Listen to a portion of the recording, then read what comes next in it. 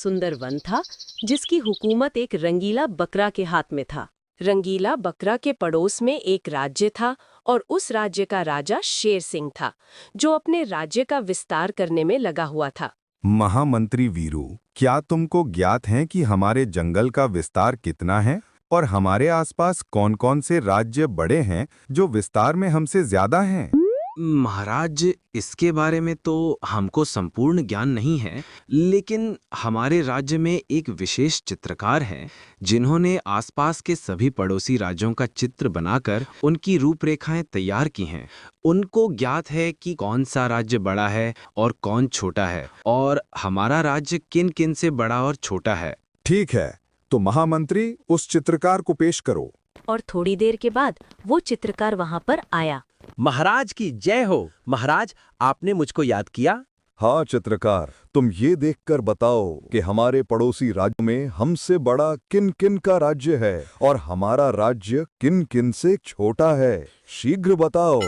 महाराज, हमारे राज्य के आसपास टोटल 7 राज्य है और जिनमें से हमारा राज्य का विस्तार चौथे नंबर का है। हमसे 3 राज्यों का विस्तार अधिक है।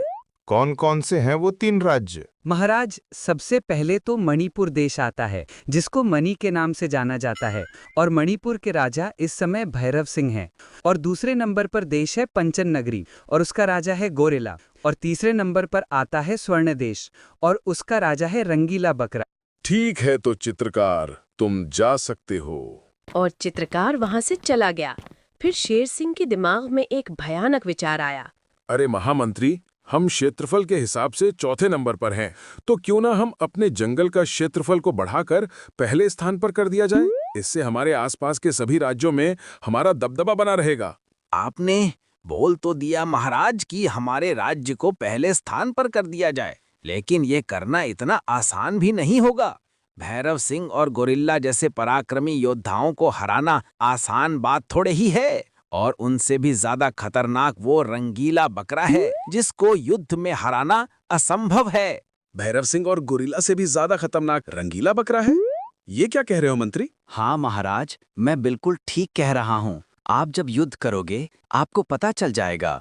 ठीक है, तो फिर रंगीला बकरा को सबसे अंत में देखा जाएगा। पहले भैरव सिंह और गोरिल्ला से युद्ध किया जाए। और शेर सिंह भैरव सिंह से युद्ध करने के लिए चला जाता है और शेर खान को उसके जंगल में जाकर ललकारता है। अरे ओ भैरव सिंह, कहाँ है तू? अगर मर्द का बच्चा है तो मेरे सामने आ और मेरा मुकाबला कर। कहाँ छुप कर बैठा है तू? छुपकर तो वो बैठते हैं शेर सिंह जिनकी हड्डियों में खून की जगह पानी बहता है। चल बता, मेरे जंगल में आकर क्यों गला फाड़ रहा है?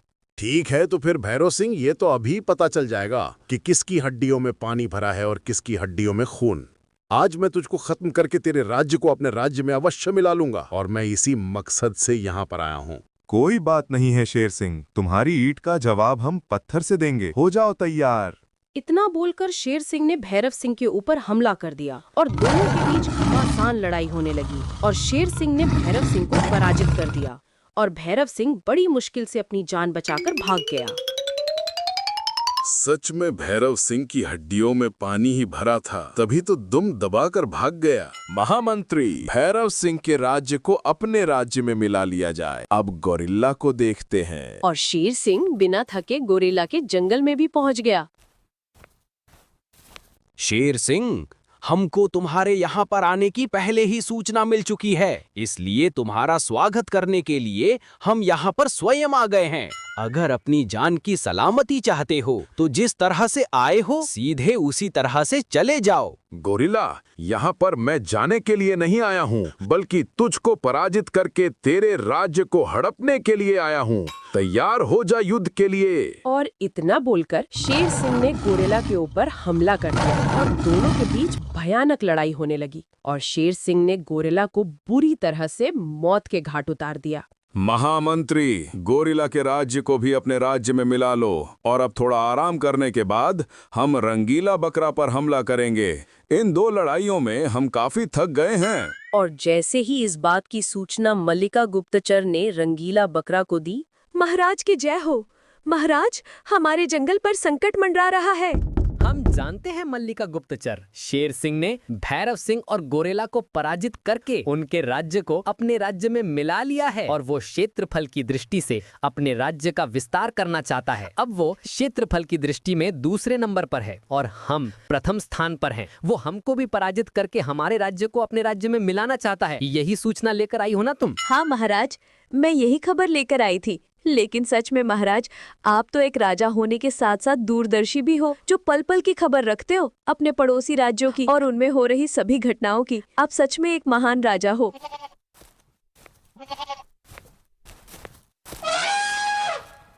महामंत्री भीम, हमारी बात को ध्यान से सुनो। अभी अभी शेर सिंह ने 2 राज्यों के राजाओं को पराजित कर दिया है। अब उसकी नजर हमारे जंगल पर है और वो सेना लेके युद्ध नहीं लड़ता, बल्कि खुद राजा से युद्ध करता है। अगर उसने हमसे युद्ध किया तो हम पराजित हो जाएंगे। इसीलिए तुम अपने भाई बाला को शीघ्र बुलवाओ। हमारे पास आज रात का ही वक्त है। कल सुबह शेर सिंह हमारे राज्य पर हमला करने के लिए आएगा। और थोड़ी देर में बाला भी महाराज के दरबार में आ गया। देखो बाला और भीम, कल सुबह शेर सिंह हमारे जंगल पर आक्रमण करने के लिए आ रहा है, इसलिए उससे वार्तालाप तो हम करेंगे और जब भी वो हमसे युद्ध करने के लिए हमको चुनौती दे तो तुम दोनों को हमारा आदेश मिलते ही उस पर आक्रमण कर देना है। और आक्रमण इतना घातक होना चाहिए कि शेर सिंह को अपनी नानी याद आ जाए। ठीक है महाराज, हम समझ गए। इस बार शेर सिंह हमारे घातक बार से बचेगा नहीं। महामंत्री, सूर्योदय हो गया है। अब मुझे रंगीला बकरा को पराजित करने के लिए जाना है और फिर हमारा राज्य सबसे विशाल और शक्तिशाली बन जाएगा। और आज तुम यहीं पर रहोगे, हम अकेले ही जाएंगे। आप अकेले जाएंगे महाराज? लेकिन क्यों? महामंत्री, हमने ये 2 लड़ाइयां लड़ी थी, क्या आपकी आवश्यकता पड़ी थी क्या इन दोनों लड़ाइयों में? जबकि वो इस रंगीला बकरा से कई गुना ज्यादा ताकतवर थे। इसीलिए तुम यहीं पर रहो और हमारे आने का इंतजार करना। इस रंगीला बकरा को निपटाकर मैं अभी आता हूँ। लेकिन महाराज, शत्रु को कभी भी कमजोर नहीं समझना चाहिए। मैं महामंत्री होने के साथ साथ आपको एक राय देता हूँ, कुछ शक्तिशाली सैनिक भी अपने साथ ले जाओ। महामंत्री, तुम भूल रहे हो, हमने 2 राजाओं को हराया, उसमें हम सैनिक नहीं लेकर गए। एक रंगीला बकरा से लड़ने के लिए हमको सैनिकों की क्या आवश्यकता? क्या आपको हमारी ताकत पर भरोसा नहीं है? हमारा अंतिम आदेश है कि तुम यहीं पर रहोगे, समझे? और शेर सिंह रंगीला बकरा के पास जाकर बोला, रंगीला बकरा, आज हम तुमको पराजित करके अपना सपना साकार कर लेंगे। जो हमने ख्वाब देखा था, आज वो पूरा होने जा रहा है। ख्वाब ख्वाब ही रहता है, इसलिए ज्यादा ख्वाब मत देखा करो। मैं तुमसे यही कहना चाहता हूँ। शेर सिंह, जिस तरह से तुम इस जंगल में आए हो उसी तरह से चले जाओ। कहीं ऐसा ना हो अपने कदमों पर जाने के लायक ही ना बचो। लगता है रंगीला, मुंह से बोलने की ज्यादा आदत है तुम्हारी। भुजाओं में भी कुछ दम हो तो जरा हमको भी दिखा दो। क्यों नहीं शेर सिंह, तुम्हारा हर सपना पूरा किया जाएगा। आखिर तुम हमारे अतिथि जो हो। महामंत्री बाला और भीम, जरा शेर सिंह को भुजाओं का पराक्रम तो दिखाना। अरे राजा रंगीला, क्या तुम मेरे साथ युद्ध नहीं करोगे जो इन 2 पहलवानों को लेकर आए हो? राजा राजा से ही युद्ध करेगा, समझे? हमारे यहाँ ऐसा नहीं होता शेर सिंह। अगर तुमने हमारे इन बहादुर सेनापतियों को हरा दिया तो हम अपनी हार स्वीकार कर लेंगे। पहले तुम इनसे तो निपट लो। बाला और भीम, उठाकर जंगल से बाहर फेंक दो इस कचरे को।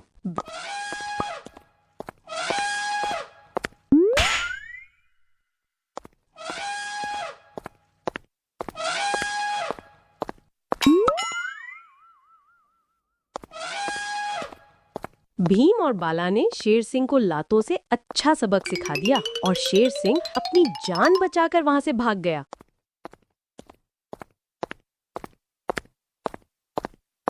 महाराज, क्या हुआ? क्या आपने स्वर्ण देश के राजा रंगीला बकरा को भी अपने अधीन कर लिया या नहीं? नहीं महामंत्री, तुम ठीक कहते थे। रंगीला बकरा को हराना बहुत मुश्किल है। उसने खुद मुझसे युद्ध नहीं किया, बल्कि अपने महामंत्री बाला और भीम जैसे ताकतवर हाथियों को मुझे युद्ध के लिए मैदान में उतार दिया और उन्होंने मेरी सारी अकड़ निकाल दी। अगर मैं जान बचाकर नहीं भागता तो वो मुझको जान से मार डालते। मैंने आपको पहले ही बोला था, उस रंगीला बकरा को हराना नामुमकिन है और आपने मेरी एक नहीं सुनी। अब तो महाराज आपका सपना अधूरा रह जाएगा। क्या हम अपने जंगल का विस्तार नहीं कर पाएंगे? नहीं सेनापति, हम अपना सपना अधूरा नहीं रहने देंगे। अब हम रंगीला बकरा से लड़ाई बल से नहीं बल्कि छल से करेंगे। तुम देखते जाओ मैं क्या करता हूँ। महाराज, अब तो वह भगोड़ा शेर सिंह हमारे जंगल की तरफ आंख उठाकर भी नहीं देखेगा।